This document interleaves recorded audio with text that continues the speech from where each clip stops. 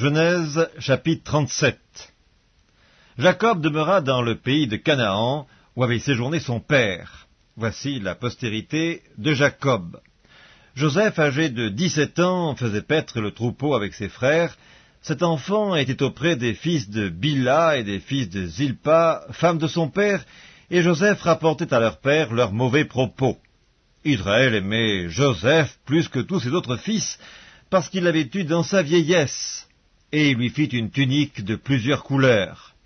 Ses frères virent que leur père l'aimait plus que tous, et ils le prirent en haine. Ils ne pouvaient lui parler avec amitié.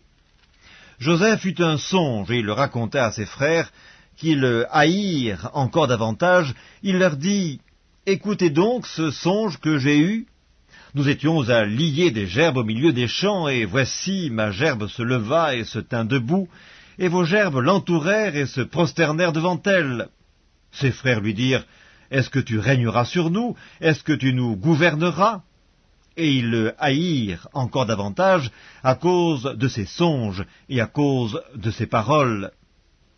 Il eut encore un autre songe, et il le raconta à ses frères. Il dit, « J'ai eu encore un songe, et voici le soleil, la lune et 11 étoiles se prosternaient devant moi. » Il le raconta à son père et à ses frères. Son père le réprimanda et lui dit, « Que signifie ce songe que tu as eu? Faut-il que nous venions, moi, ta mère et tes frères, nous prosterner en terre devant toi ?»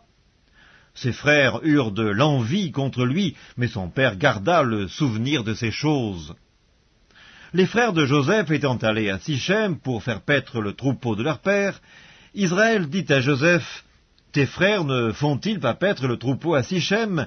Viens, je veux t'envoyer vers eux. » Il répondit, « Me voici. » Israël lui dit, « Va, je te prie, et vois si tes frères sont en bonne santé, et si le troupeau est en bon état, et tu m'en rapporteras des nouvelles. » Il envoya ainsi de la vallée d'Hébron, et Joseph alla à Sichem.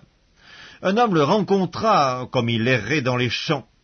Il le questionna en disant, « Que cherches-tu » Joseph répondit, « Je cherche mes frères, dis-moi, je te prie, où ils font paître leurs troupeaux. » Et l'homme lui dit, « Ils sont partis d'ici, car je les ai entendus dire, « Allons à Dothan. » Joseph alla après ses frères, et il les trouva à Dothan. Ils le virent de loin, et avant qu'il fût près d'eux, ils complotèrent de le faire mourir.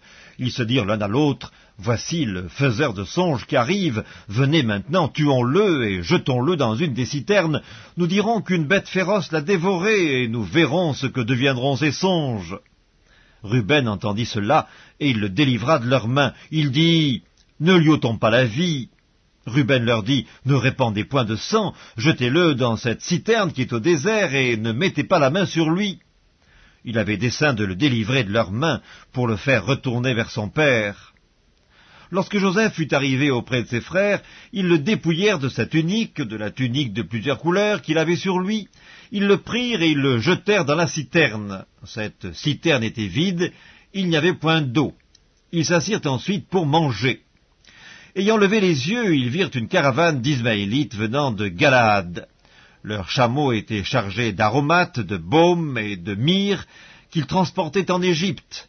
Alors Juda dit à ses frères, « Que gagnerons-nous à tuer notre frère et à cacher son sang?